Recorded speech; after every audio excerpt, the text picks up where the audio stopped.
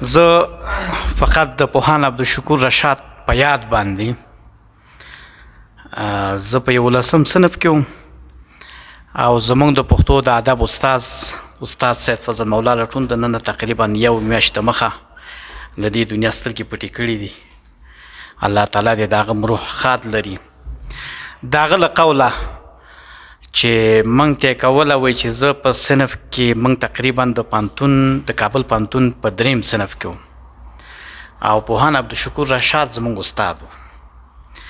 دی چې کله وایي صنف ته راغې نو یوه جلۍ وه وایي کله به زه د 2 نمره کېدلم او کله به هغه 2 نمره کېدله، زه به 3 شولم.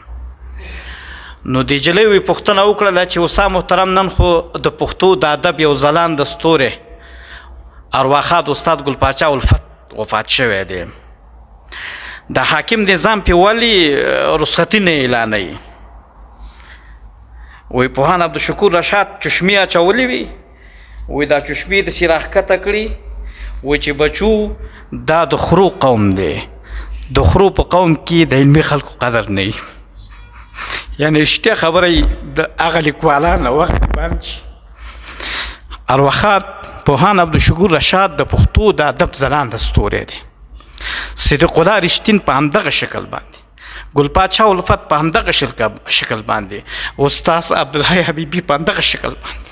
الله تعالی دې زموږ استاد په لیکوالانو او ادیبانو کې دغه رقم ذوق پیدا کړي، دغه مفکورې او ایډیالوژۍ په دې ټولنه کې پیدا شي.